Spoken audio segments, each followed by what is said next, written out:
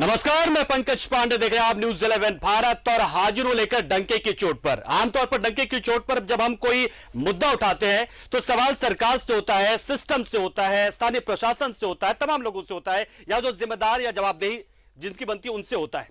आज एक ऐसा मुद्दा हम उठाने जा रहे हैं जिस पर सवाल तो पूछेंगे, लेकिन उम्मीद कम है कि उसका जवाब हमें मिलेगा। तो चलिए शुरू करते हैं। डंके की चोट पर सवाल पूछेंगे, डंके की चोट पर इसमें भी।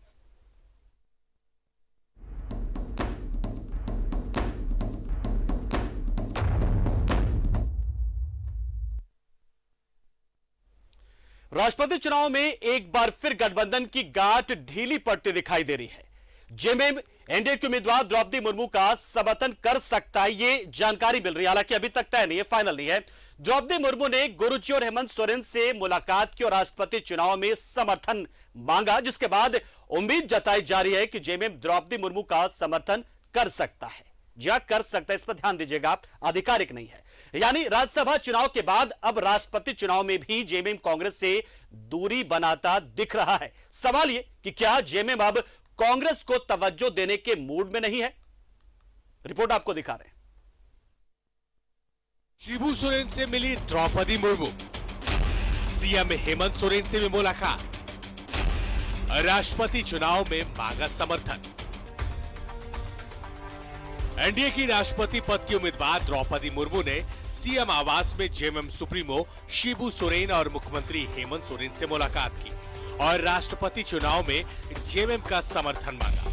हालांकि अब तक जेएमएम ने अपना स्टैंड साफ नहीं किया है, लेकिन जिस तरह से द्रौपदी मुर्मू के रांची दौरे का सीएम ने स्वागत किया, द्रौपदी मुर्मू के रांची आने पर ट्वीट कर उनका स्वागत और शुभकामनाएं दी, उससे ये संकेत मिलने लगे हैं कि राष्ट्रपति चुनाव में जेएमएम एनडीए की उम्मीदवार द्रौपदी मुर्मू का समर्थन कर सकता है। ऐसे में सवाल उठ रहे हैं, क्या कांग्रेस को तवज्जो नहीं दे रहा जेएमएम? क्या एनडीए उम्मीदवार को समर्थन करेगा जेएमएम? राज्यसभा चुनाव के बाद अब राष्ट्रपति चुनाव में भी बनाई दूरी। विपक्ष के राष्ट्रपति उम्मीदवार यशवंत सिन्हा से बनाई दूरी। अमित शाह से मुलाकात, यशवंत सिन्हा के नामांकन से दूरी।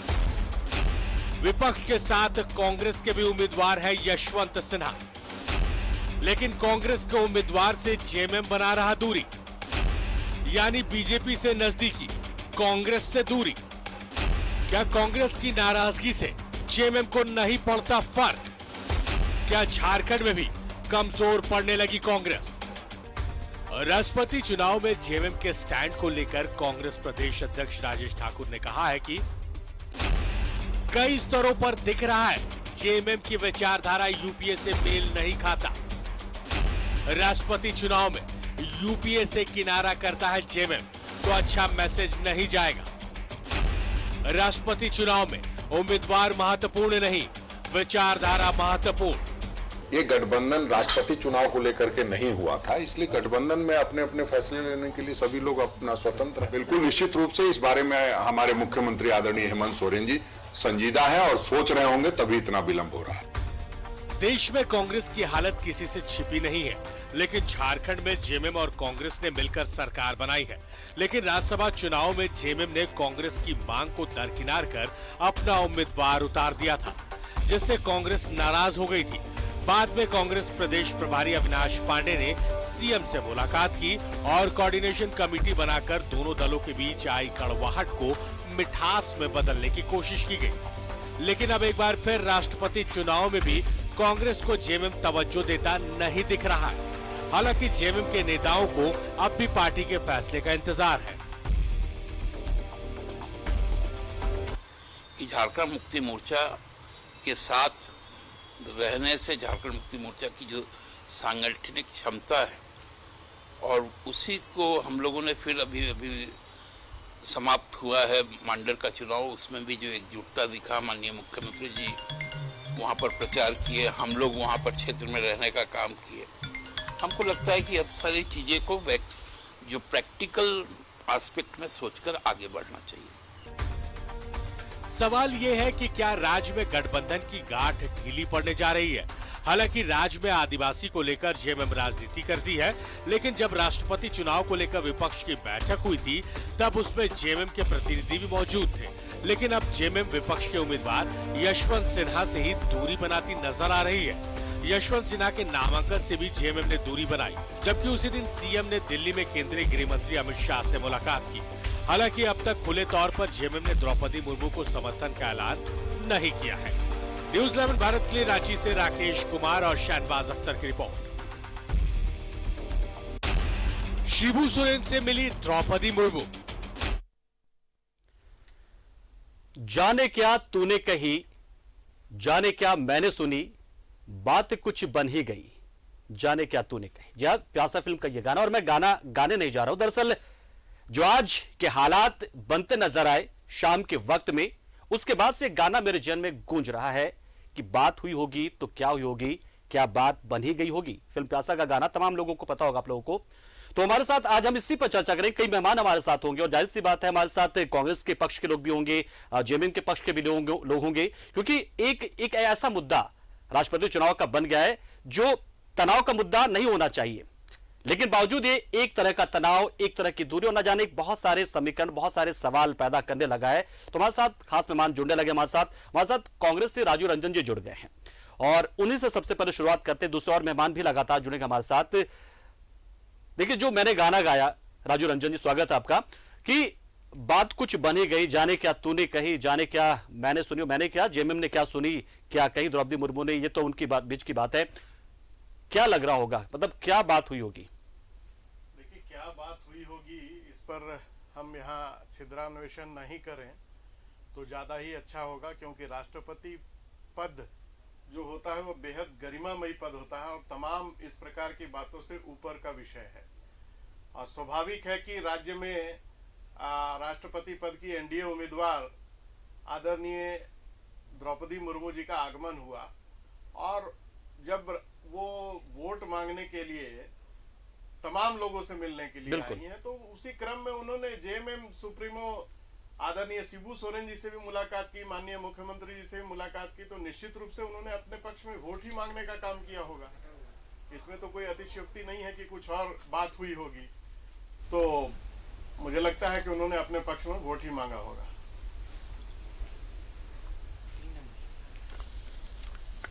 तो बिल्कुल वोट तो मांगा होगा, और वोट मांगने के दौरान क्या बात हुई होगी ये तो वो दोनों ही जानते होंगे।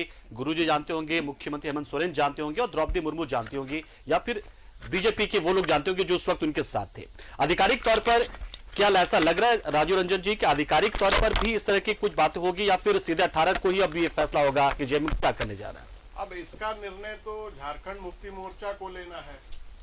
जहां तक हमारा विषय है तो हम निश्चित रूप से विचारधारा की बात करते हैं और विचारधारा के आधार पर 22 दलों की जो बैठक हुई है, मुझे आपने ठीक ही दिखाया कि उस बैठक में झामुमो के प्रतिनिधि ने भी हिस्सा लिया था। तो हम वैचारिक स्तर पर लड़ाई लड़ रहे हैं। ये तमाम उन विषयों से ऊपर का विषय है कि कौन क्या है, किस विषय से बातों को रखा जा रहा है, जिस प्रकार से लोगों को एक कहा जाए कि सेग्रीगेट करके दिखाने की कोशिश की जा रही है। तो यहाँ सीधे सीधे लड़ाई है कि देश में हम अमन शांति और भाईचारगी का पैगाम की बात करने वाले लोग हैं और हमने एक साझा विपक्ष का उम्मीदवार दिया है। ये बातें वही है। तो इस पर कि एनडीए के उम्मीदवार के पक्ष में अब जब तक कोई निर्णय नहीं आ जाता है, हाइपोथेटिकल क्वेश्चन का जवाब देना मेरे लिए उचित नहीं होगा। पहले निर्णय आ जाने दीजिए, फिर हम बैठ के चर्चा कर लेंगे उस पर। चलिए, हमारे साथ प्रतुल शाहदेव जी भी जुड़ चुके हैं बीजेपी से। प्रतुल जी स्वागत है आपका। एक सवाल जो लगातार सबके जेहन में है और उस सवाल का जवाब तलाशा तो जा रहा, लेकिन जवाब मिल नहीं रहा है, और वो है जेएमएम का द्रौपदी मुर्मू को समर्थन दिया जाना। समर्थन मिलेगा नहीं मिलेगा, क्या लग रहा है? आज की मुलाकात हुई है, बीजेपी वाले तो साथ में गए थे तमाम लोग। देखिए, लोकतंत्र की खूबसूरती यही होती है कि हम सारे वर्गों को सर्वोच्च पदों पर अपना जो प्रतिनिधित्व है वो देते हैं। अब ये दूसरी बात है कि कांग्रेस ने एक आदिवासी किसी को गवर्नर भी नहीं बनाया था। खैर, आज राजनीतिक बातें कम होंगी, लेकिन राजीव जी ने 2-3 बातें कही थी, मैं उस पर अंत में आऊंगा। देखिए, हम आज इतिहास बनाने की तहलीस पर खड़े हैं। भारत के इतिहास में पहली बार 75 वर्ष आजादी के अमृत उत्सव के मनाने के वर्ष के समय एक आदिवासी महिला देश के सर्वोच्च पद पर आसीन होने से सिर्फ एक पायदान दूर है पंकज जी। और ये मुझे लगता है ये एक बहुत बड़ी उपलब्धि है उस तबके के लिए जो वर्षों से उपेक्षित था। और आप देखें ये एक लंबे अंतराल के बाद एक गवर्नर भी कोई ट्राइबल आज तक नहीं बने थे, वो पुरुष हो या महिला हो। द्रौपदी मुर्मू जी पहले गवर्नर थी, उन्हें भी एनडीए ने बनाया। और जब द्रौपदी मुर्मू जी का कैंडिडेचर अनाउंस हुआ तो भाई हमें यही उम्मीद थी कि कांग्रेस जो है वो भी उन्हें पूरा समर्थन देगी, क्योंकि कुछ चीजें होती हैं वो राजनीति से दूर होती हैं। प्रेसिडेंशियल इलेक्शन के बारे में पंकज जी हम और आप भी जानते हैं कि ये एक ऐसा इलेक्शन होता है जो जिसमें किसी दल को व्हिप इशू करने की इजाजत नहीं होती। इसमें किसी विधायक को व्हिप के जरिए बांधा नहीं जाता और किसी का एजेंट भी नहीं रहता। तो ये बहुत बड़ा चुनाव होता है जिसमें एक राष्ट्रपति का हम चुनाव करते हैं। तो ये एक ट्राइबल महिला इतिहास बनाने की दहलीज पर खड़ी हैं। और आज का जेस्चर देखिए उनका। देखिए हम इलेक्टोरल वोट्स जितने हैं बीजू जनता दल के बाद और साउथ के काफी दलों के समर्थन के बाद हम आज इतने पोजीशन में हैं कि हमें आवश्यकता नहीं है, लेकिन वो यहाँ की गवर्नर रह चुकी हैं और माननीय मुख्यमंत्री जी से उनके अच्छे संबंध थे। तो जीत सुनिश्चित करने के बावजूद भी, जीत सुनिश्चित मैं इसलिए कह रहा हूं कि मौजूदा जो इलेक्टोरल वोट्स हैं उनके आधार पर मैं बात कर रहा हूं, उसके बावजूद भी वो मुख्यमंत्री जी के आवास जाती हैं, गुरु जी से मिलती हैं, मुख्यमंत्री जी से समर्थन मांगती हैं। और ये कोई भी जो प्रेसिडेंट का कैंडिडेट है वो कर सकता है, क्योंकि शिबू सोरेन ये झारखंड मुक्ति मोर्चा ने अभी तक अपना किसको समर्थन देना ये अनाउंस नहीं किया है। तो भाई हम अगर अनाउंस भी कर दिया होता तो ये उनका आप गेस्चर देखें, उनका बड़ा दिल देखें कि वो चली गई जबकि उनका जीत सुनिश्चित था और उन्होंने समर्थन मांगा है। मैं बिल्कुल आपके चैनल पे कह रहा हूं, उन्होंने समर्थन मांगा है। और मुझे लगता है कांग्रेस को भी जो चीज करना चाहिए था, आज तक एक आदिवासी महिला सर्वोच्च पद पर नहीं बनी थी, कुछ चीजें राजनीति से परे होती हैं, तो इन्हें भी समर्थन देना चाहिए था। और अभी राजीव जी ने कहा कि दंगे फसाद की राजनीति और उसकी बुनियाद पर यह नहीं है, तो ये बहुत कन्वीनियंटली सिख दंगों, भागलपुर दंगे और जो मेरठ के दंगे थे उनकी बात ये भूल जाते हैं जहां हजार आपके जवाब से। लेकिन एक सवाल हुआ है, आपने कहा कि इस पर राजनीति होनी नहीं चाहिए, लेकिन अब आप लोग ये कह रहे हैं कि जनजातीय समाज से इस महिला को हमने खड़ा किया है ताकि वो देश के सर्वोच्च संवैधानिक पद पर पहुंचे। इसी पर तो कहा जा रहा है कांग्रेस की ओर से भी, और बाकी जो विपक्षी दल है वो यही कह रहे हैं कि आपको इतनी आदिवासी की चिंता थी तो फिर सरना धर्म कोड तो लेकर आई। शायद मुझे लगता है राजू रंजन जी भी सवाल आपसे पूछना चाहेंगे। सरना धर्म कोड का विषय देखिए, सरना धर्म कोड पर आपने बड़ा अच्छा किया। 2012 में भी आदिवासी कैंडिडेट के रूप में सरना धर्म कोड राजीव जी हमारे और आपके बीच में टोका टिप्पणी नहीं होती। राजीव जी हमारे और आपके बीच में मेरे से उन्होंने पूछा, मैं बस 2 मिनट में जवाब दे दूं। तो ये आपने बिल्कुल सही कहा पंकज जी। देखिए, सरना धर्म कोड पहली बार जब सरकार ने यहाँ विधानसभा में पेश किया था तो सारे दलों ने इसे सर्वानुमति के साथ पास किया था और इसे राष्ट्रपति के पास भेजा गया था गवर्नर के ऑफिस को बाईपास करते हुए। यानी उस समय भी सरकार की नीयत में कुछ खोट था, क्योंकि जिस सरकार के पास एडवोकेट जनरल के साथ तमाम जो संविधान विशेषज्ञ हैं, जो वकील हैं, उन्हें ये अच्छे से पता था कि आप गवर्नर के ऑफिस को बाईपास नहीं कर सकते, खास करके 5th शेड्यूल वाले स्टेट्स के एरिया में जहां गवर्नर जो ट्राइबल लॉज होते हैं उनके कस्टडियन होते हैं। तो इन्होंने गवर्नर को ऑफिस को बाईपास करके भेजा, तो इन्होंने त्रुटि अपनाई, उसके बाद वहां से लौटा दिया गया और लौटाने के बाद से इन्हें दोबारा भेजना पड़ा। तो भाई देरी कौन कर रहा था? इस पे तो ये एक्सपोज हो गए हैं। सरना धर्म कोड कार्तिक उरांव जी जो कांग्रेस के बड़े सीनियर मंत्री थे, वो तो प्राइवेट मेंबर्स का बिल लाए थे और वो भी काफी पहले लाए थे, लेकिन कांग्रेस ने उस बिल को स्वीकृत नहीं होने दिया। भाई हमारा भी मानना है कि जो सरना आदिवासी हैं उन्हें उनका हक मिलना चाहिए। जिन्होंने धर्मांतरण कर लिया उनका रीति रिवाज बदल जाता है। खैर ये सारा डिस्कशन से परे चीज है, लेकिन मैं शॉर्ट में ही कह रहा हूं कि सरना धर्म कोड के बिल को इन्होंने त्रुटि करके जितने जो प्रक्रिया में गलतियां थी उसके साथ पहली बार भेजा था। ये सीरियस होते तो ठीक से भेजते और हमारा सरना बिल पे कोई आपत्ति नहीं है साहब। आप जो धर्मांतरण कर लेंगे आदिवासी उनको रिजर्वेशन के कोटे से बाहर रखें, क्योंकि सरना एक धर्म पद्धति है और उसको जो फॉलो करना जैसे ही छोड़ता है तो फिर वो रिजर्वेशन के दायरे से हट जाता है। कांग्रेस इसमें तैयार है, सबको तैयार करने को तैयार है। हम लोगों ने तो इसे एक साथ मिलकर पास किया था। लेकिन पंकज जी मैं अंत में फिर यही कहूंगा, हम इतिहास बनाने के दहलीज पर हैं। एक आदिवासी महिला देश के सर्वोच्च पद पर बैठने से सिर्फ एक कदम दूर है, लेकिन कांग्रेस ने आज भी समर्थन नहीं देकर अपने आदिवासी विरोधी नीति को स्पष्ट कर दिया। जी राजू रंजन जी, अब वापिस आदिवासी विरोधी नीतियां कौन अपनाता रहा है ये झारखंड की जनता बहुत अच्छे से जानती है। और भाई साहब ने बड़ा कन्वीनियंटली कह दिया कि त्रुटि हुई थी, फिर इन्होंने भेजा। चलिए त्रुटि भी हुई मान लेता हूं, लेकिन उसके बाद जब भेजा गया तो अभी तक उस पर निर्णय क्यों नहीं आया? इनका आदिवासी प्रेम कहां चला गया? दूसरा जो सबसे बड़ा विषय है कि जब ये सत्ता में रहते हैं तो बड़े कन्वीनियंटली आदिवासी को जो संरक्षित करने वाला, आपने कहा था कि आप टोकेंगे नहीं, तो जरा धैर्य से मेरी भी बात सुन लीजिए, उसके बाद आप अपनी बारी आइएगा तो अपना जवाब दे दीजिएगा। आप जब सत्ता में रहते हैं तो आपने बहुत कन्वीनियंटली जो CNT SPT एक्ट है उसमें से भी छेड़छाड़ करने से आप गुरेज नहीं करते हैं और आप आदिवासी प्रेम की बात करते हैं। ये कोई पहली बार नहीं है कि कोई आदिवासी प्रत्याशी जो है राष्ट्रपति पद के लिए उम्मीदवारी कर रहा है। 2012 में भी NDA ने PA संगमा को आदिवासी के रूप में चिन्हित करके और चुनाव लड़वाने का काम किया था। तो ये कोई नया विषय नहीं है। और राष्ट्रपति का पद इस प्रकार से जाति, धर्म, संप्रदाय, हर चीज में इस प्रकार की बातें ला करके, हमने कहा कि हम विचारधारा के आधार पर हम ये कर रहे हैं और इस बात का साझा निर्णय लिया गया। कोई कांग्रेस ने अकेले निर्णय नहीं लिया है, 22 दलों के सहयोग से यशवंत सिन्हा जी को उम्मीदवार बनाया गया है।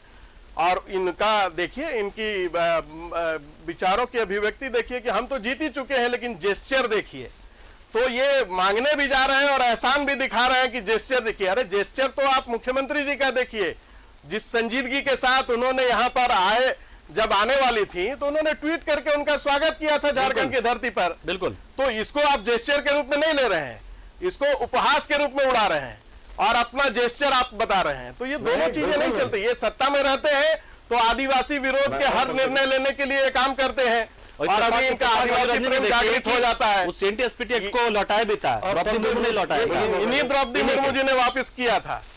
पंकज जी जी प्रतुल जी, अब आपकी बात। जी बिल्कुल। देखिए, एक पूरे डिस्कशन को दूसरी तरफ हमारे विद्वान प्रवक्ता राजीव जी, जो मेरे बड़े अच्छे मित्र भी हैं, वो दूसरी तरफ ले जा रहे हैं। मैंने कहा जेस्चर देखिए, जेस्चर तो सच में कमाल का था। मैंने कहीं उपहास नहीं उड़ाया, मैंने उनके जेस्चर की तारीफ की और माननीय मुख्यमंत्री जी ने भी उनका बहुत गर्मजोशी से स्वागत किया। गुरु जी ने जो अभी प्रेस रिलीज आई है वो मुख्यमंत्री जी के ऑफिस औपचारिक तौर पर उन्होंने भी आशीर्वाद दिया। तो ये जेस्चर का खेल नहीं खेलना चाहिए। माननीय मुख्यमंत्री जी का जेस्चर कांग्रेस को उस दिन क्यों खराब लगा था जब सोनिया गांधी के पास माननीय मुख्यमंत्री जी गए थे और हुआ था कि साझा उम्मीदवार जारी करेंगे राज्यसभा का, लेकिन इन्होंने खुद से जारी कर दिया था।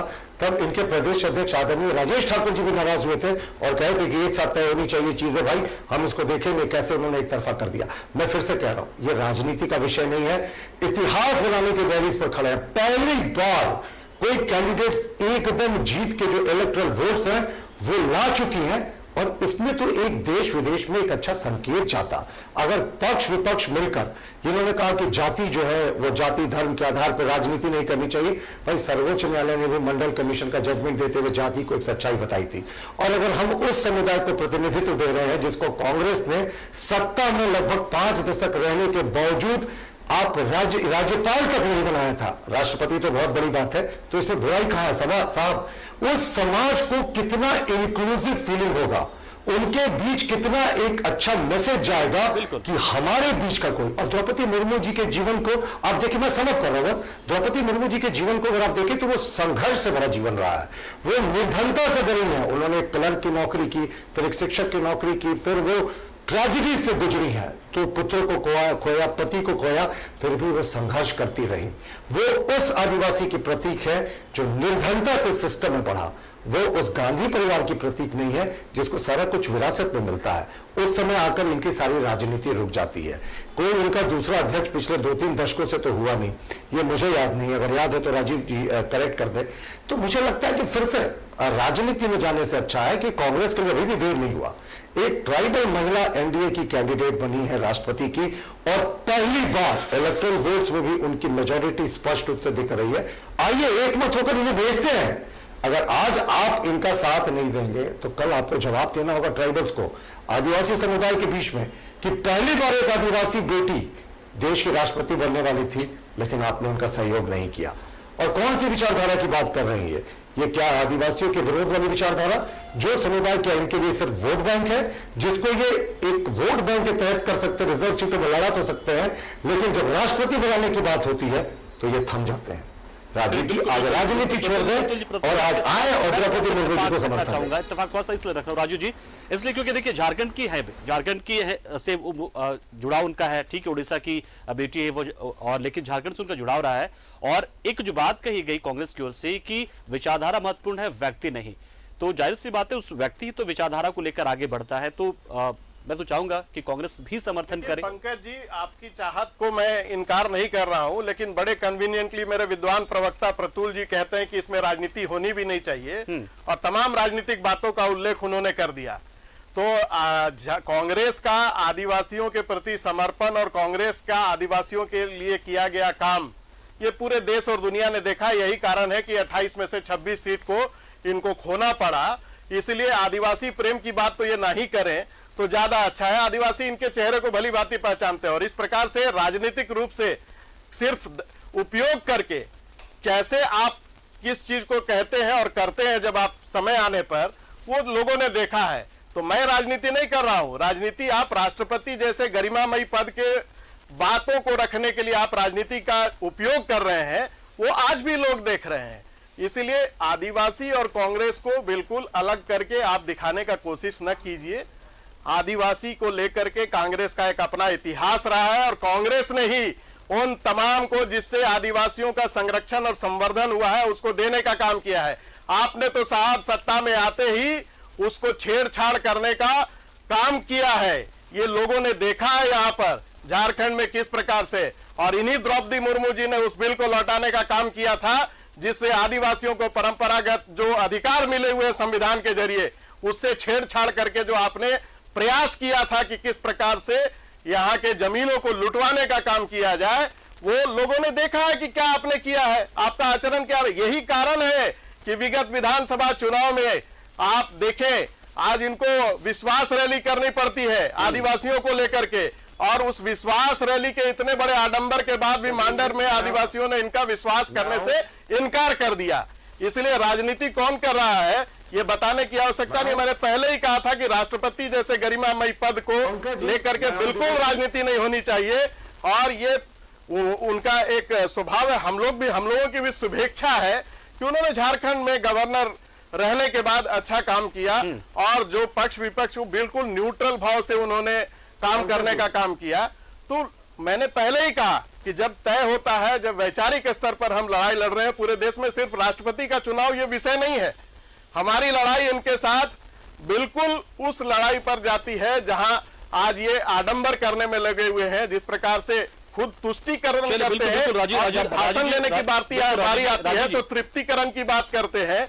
तो इस प्रकार की बातों से देश की जनता इनके चेहरे को अच्छी तरह से पहचान चुकी है। प्रतुल जी, राजनीति करने से अच्छा होगा इसी पर ब्रेक का वक्त तो चला है। प्रतुल जी आएंगे इसी पर, और आप ही इस बारी सबसे पहले होगी। राजू जी का जवाब आप ही दीजिएगा। एक छोटे से ब्रेक ले रुकते हैं और इसी पर चर्चा करेंगे। इसके एक दो पहलू और भी हैं, उसको भी हम छूने की कोशिश करेंगे, जिस पर हम अभी तक शायद पहुंच नहीं पाए, पहुंचने की कोशिश करेंगे। एक छोटे से ब्रेक ले आते। ब्रेक के बाद आपका एक बार फिर स्वागत। आप देख रहे हैं डंके की चोट पर, और इसमें बात कर रहे हैं कितने दूर कितने पास। जी हां, कितने दूर कितने पास कौन? जेएमएम और कांग्रेस। क्यों? क्योंकि द्रौपदी मुर्मू ने जेएमएम से समर्थन मांगा है। अब जेएमएम के उस समर्थन देने ना देने पर क्या दूरी बढ़ेगी, तनाव बढ़ेगा, इसी पर हम थोड़ा चर्चा करना चाहेंगे इस सेगमेंट में भी। प्रतुल जी के पास चलते। प्रतुल जी, क्या राष्ट्रपति चुनाव, जैसा आपने कहा कि राष्ट्रपति चुनाव राजनीति से बिल्कुल परे की चीज है, लेकिन क्या राष्ट्रपति चुनाव में जेएमएम का जो मूड होता है, या जेएमएम जिस तरीके से अभी तक का सस्पेंस बरकरार रखा हुआ जेएमएम ने, क्या झारखंड की राजनीति में या फिर कहे कि कांग्रेस और जेएमएम के बीच में कोई तनाव की वजह आपको नजर आती है ये मुद्दा?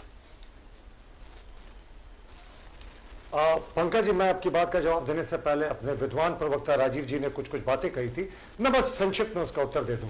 इन्होंने कहा कांग्रेस ने कितना आदिवासी के लिए किया ये बताने की जरूरत नहीं है। तो आंदोलन जब कमजोर हुआ, वो जयपाल सिंह के समय हुआ या 1991-92 का वाकया हुआ, तो वो कांग्रेस नहीं किया। कांग्रेस ने अलग राज नहीं दिया। अलग राज हम लोगों ने बिरसा मुंडा जयंती के दिन पर 15 नवंबर 2000 को देने का काम किया था, और राष्ट्रीय जनजाति गौरव दिवस के रूप में बिरसा मुंडा जी के जयंती को हम लोग आजादी के अमृत उत्सव से मना रहे हैं। ये भी पहली बार हमारी सरकार में हुआ।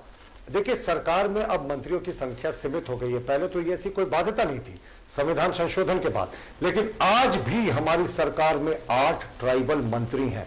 जो अब तक का एक रिकॉर्ड है। किसी पहली सरकार में ऐसा कभी नहीं हुआ। संथाली भाषा को भी 8वीं अनुसूची में हम लोगों ने शामिल किया। झारखंड को पहला ट्राइबल सीएम हमारे माननीय बाबूलाल मरांडी जी के रूप में हम लोगों ने दिया।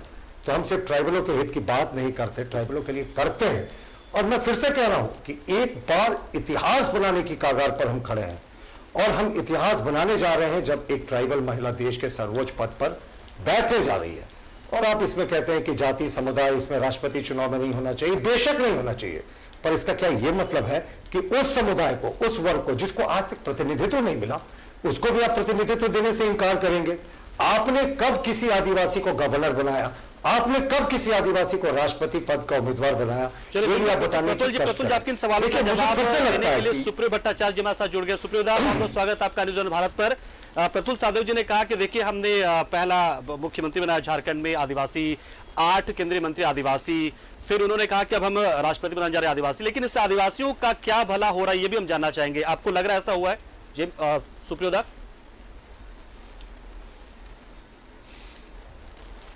ये तो सवाल ये नहीं है कि राष्ट्रपति पद का कैंडिडेट आप किसको बना रहे हैं, और ये तो बहुत मतलब गंभीर विषय है कि आज के तारीख में जिस प्रकार से चीजें घटित हो रही हैं, और हमको लगता है कि आज का जो डेवलपमेंट हुआ है जिस विषय में आप लोग बात कर रहे हैं, ये हमको लगता है कि बहुत स्वाभाविक चीजें हैं इस लोकतंत्र में, हमारे लोकतंत्र में, कि जहाँ पर यदि नगर निगम का भी चुनाव होता है तो भारतीय जनता पार्टी के जो राष्ट्रीय स्तर के नेता है, केंद्र के गृह मंत्री हैं, जो रक्षा मंत्री हैं, कई राज्यों के मुख्यमंत्री हैं, वो भी प्रचार करने के लिए जाते हैं। और हम लोग भी ये देखते हैं कि जब जब कोई भी प्रत्याशी होता है तो वो अपने जो प्रबुद्ध मतदाता मंडल है उनके पास जाकर इन बातों को कहता है कि हम,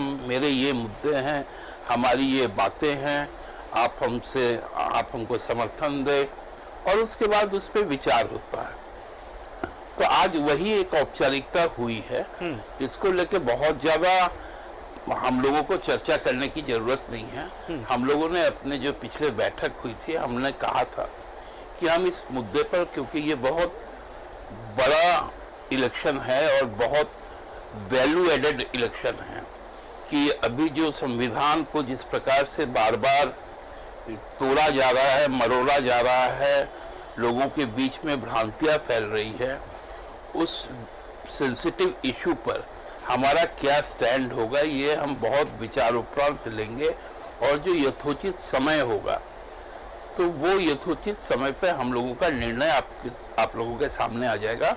और हमको लगता है कि हम लोग समाज हित में, राष्ट्र हित में और अपने इस राज्य हित में हम लोग एक बड़ा फैसला लेंगे। और ये भी सच बात है कि इस देश का सबसे बड़े आदिवासी जननेता यदि कोई है जो दलितों का, शोषितों का, वंचितों का, अल्पसंख्यकों का प्रतिनिधित्व करता है, वो माननीय दिशोंगुरु शिबू सोरेन जी हैं। तो उनके पास में कोई भी प्रत्याशी आते हैं तो वो अच्छी बात है, उनको अपना श्रद्धा भी व्यक्त करते हैं और गुरुजी का सलाह भी लेते हैं, और ये पहले से भी चला आ रहा है। इसके पूर्व भी जितने भी जो प्रेसिडेंशियल कैंडिडेट हुए हैं उनके साथ गुरुजी की भेंट हुई है, हेमंत जी की भेंट हुई है, और उसके बाद हम लोगों ने निर्णय लिया है। तो इस पर हमको लगता है कि हम लोग इसको उलझाए ना, ये बहुत सीधा चीज है, इसको सीधा ही तरह से लेना चाहिए। मुझे लगता है राजीव रंजन जी की तरफ से मैं एक सवाल आपसे पूछना चाहूंगा कि राजीव रंजन जी चाहते हैं कि ठीक है आपका जेएमएम ने जो भी स्टैंड रखना है वो रखे, लेकिन क्या वो क्लियर स्पष्ट होगा या फिर सीधा 18 को ही पता चलेगा, या फिर कुछ से पहले कोई आधिकारिक घोषणा भी होगी?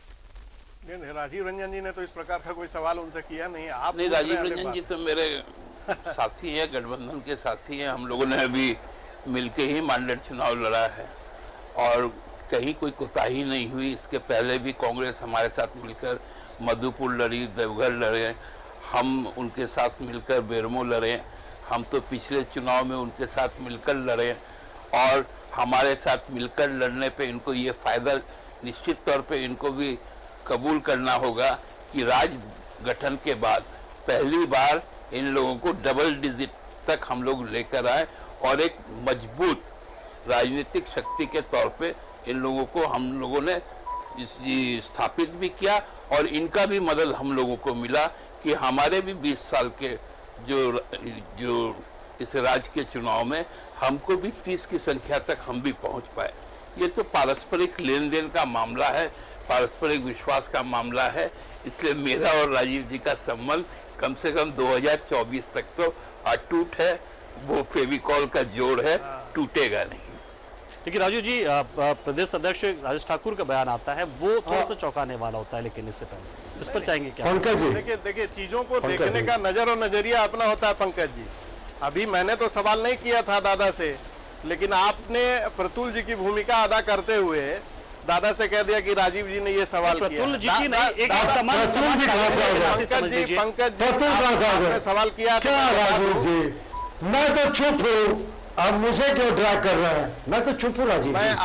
मैं आपका नाम लेकर के, जैसे इन्होंने मेरा नाम लेकर के दादा से सवाल किया ना, वैसे ही आपका नाम लेकर के मैं बता रहा हूँ। बात नहीं है, देखिए नहीं, आपका जो तकिया अभी सवाल इन्होंने मुझसे किया। प्रतुल जी धैर्य न खोए, हम लोग अच्छे वातावरण में बात कर रहे हैं, आराम से देखिए सुप्रिया जी ने अच्छी बातें कही है, आज मुझे लगता है उसे भी स्वीकार करना चाहिए। देखिए सुप्रिया जी ने अच्छी बातें कही, उन्होंने 8 लाइन में ये जरूर समअप किया कि किस तरीके से उनके साथ जुड़ने से आप डबल डिजिट में 20 वर्षों में जरूर आ गए, और अंतिम 2 लाइनों में उन्होंने ये भी जरूर कहा कि उन्हें भी फायदा हुआ, लेकिन 8 लाइन में उन्होंने जरूर एक्सप्लेन किया। मैं आपको करेक्ट कर दूं, वो जाने जाते हैं प्रतुल जी, मैं आपको करेक्ट कर दूं, ऐसा नहीं है कि कांग्रेस पहली बार डबल डिजिट में आई है। कांग्रेस ने इससे पहले भी डबल डिजिट में आने का काम किया है। नहीं, मैं नहीं कह रहा, आपके साथ मिलकर के आए, दादा को मैं करेक्ट कर दे रहा हूँ, लेकिन हमारा चुनाव गठबंधन है, इसमें आप करके आप जबरदस्ती कोई जगह बनाने का प्रयास न करें। हमारा उन्होंने कह दिया कि हमारा गठबंधन अटूट है, 2024 तक रहेगा। उन्होंने 8 लाइनों में नहीं 8 लाइन में ये आपका आदत है ना, चित्रान्वेषण करके किस प्रकार से बताया पैदा करके राजनीतिक लाभ सिद्ध करने का जो प्रयास आप करते रहते हैं, मैं उसी में आपको करेक्ट कर रहा हूँ और दादा की भी जानकारी में दे रहा हूँ कि पहली बार कांग्रेस डबल डिजिट में नहीं आई है। कांग्रेस डबल डिजिट में इससे पहले भी आ चुकी है। हम लोगों को दोनों को परस्पर लाभ हुआ है एक दूसरे के साथ जुड़ने का। सीट पर आज जो है आदिवासी सीट पर आपका हमारा साथ दिया, ये जरूर हुआ है हम लोगों के मिलने से। इसलिए इस प्रकार का चित्रान्वेषण करके आप बेवजह की जगह बनाने का प्रयास नहीं है। सुप्रिया दास से लेना चाहूंगा। प्रतुल जी, सुप्रिया दास से कंक्लूडिंग रिमार्क। दादा, ये जो चुनाव है राष्ट्रपति का चुनाव, जाहिर सी बात है ये राजनीति करने वाला नहीं है, क्या स्टैंड जेएमएम का, ये हम जानना चाहेंगे एक आम नागरिक होने के नाते से, झारखंड के नागरिक होने के नाते, कि क्या हमारा झारखंड का जो उम्मीदवार जा रहा है, झारखंड से जिसका ताल्लुक रखता है, जो द्रौपदी मुर्मू, क्या उन्हें समर्थन मिल रहा है? नहीं, देखिए समर्थन दोनों ही व्यक्ति जो हैं, जो उम्मीदवार हैं, दोनों ही झारखंड से संबंध रखते हैं। हाँ, एक तो 4 बार भारतीय जनता पार्टी के ही कैंडिडेट के तौर पर चुनाव जीते हैं हजारीबाग से, और वो केंद्र में मंत्री भी रहे, अटल बिहारी वाजपेयी जी के सरकार में मंत्री बने, और उसी अटल बिहारी सरकार में मंत्री बने जिसका विश्वास मत के दौरान अटल जी ने कहा था कि मुझे यदि दूसरे पार्टी से किसी का एक वोट भी निकाल के लेना पड़े तो मैं अपने चिमटे से भी उस समर्थन को नहीं छूऊंगा। और अभी महाराष्ट्र में हम लोगों ने देखा कि सब कुछ अपना निर्लज्जता को समाप्त करते हुए, ज्यादा संख्या में लोग होते हुए, एक जो तोड़े गए लोगों को मुख्यमंत्री के तौर पे मान लेना और उसका डिप्टी सीएम बन जाना, तो सत्ता के लिए अब भारतीय जनता पार्टी का अटल बिहारी वाजपेयी का तो दौर रहा नहीं, इसलिए शायद यशवंत सिन्हा जी इन लोगों के लिए पसंद है नहीं, तो इसलिए दोनों का संबंध तो झारखंड से रहा है। और अब तो इन लोग नीतिगत बातें तो करते नहीं हैं, तो इनके साथ बहस करके भी कोई लाभ है नहीं। तो हम लोगों को चाहिए, हम लोगों को थोड़ा इंतजार कर लेना चाहिए। बिल्कुल, बहुत जल्दी हम लोग इस बात की बढ़ेंगे राज्य के हित के साथ। जी बिल्कुल प्रतुल जी, बहुत ही संक्षेप में महाराष्ट्र की बात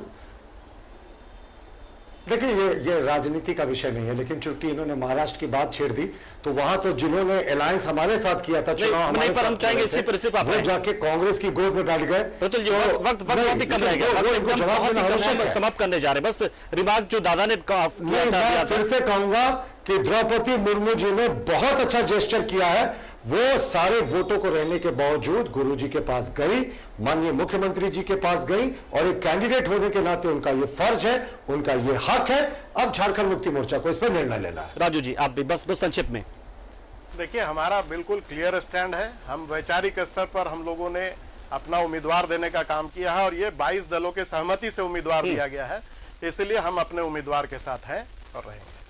चलिए बहुत बहुत शुक्रिया सुप्रियो दा आपका, प्रतुल दा आपका भी, और राजू जी आपका भी। आप लोग हमारे साथ जुड़े और निश्चित तौर पर एक डिस्कशन हमने की कोशिश की कि क्या ऐसा तो नहीं कि जो राष्ट्रपति का चुनाव राजनीति से परे होता है, उसको लेकर राजनीति इतनी गहरा गई है कि राज्य में कुछ उथल पुथल हो जाएगा। तो जाहिर सी बातें चीजों को देखने के बाद स्पष्ट लगा कि ये अपने अपनी बात होती है, अपने अपने दल की बात होती है, और राष्ट्रपति चुनाव में ऐसा कुछ नहीं होने जा रहा है। और अभी इंतजार थोड़ा सा हमें करना ही पड़ेगा, क्योंकि अभी तक जिस बात को लेकर लगातार एक सवाल सबके मन में बना हुआ कि जेएमएम क्या करेगा। तो ये जेएमएम का अंदरूनी मसला और जेएमएम और कांग्रेस के बीच में क्या है ये वो दोनों जाने, और जेएमएम के मन में क्या है ये वो जाना राष्ट्रपति चुनाव को लेकर। शुक्रिया आप तमाम लोगों का, तमाम मेहमानों का हमारे साथ जुड़े। आप एक छोटे से ब्रेक के लिए यहां पर रुकते हैं, जल्द हाजिर होंगे।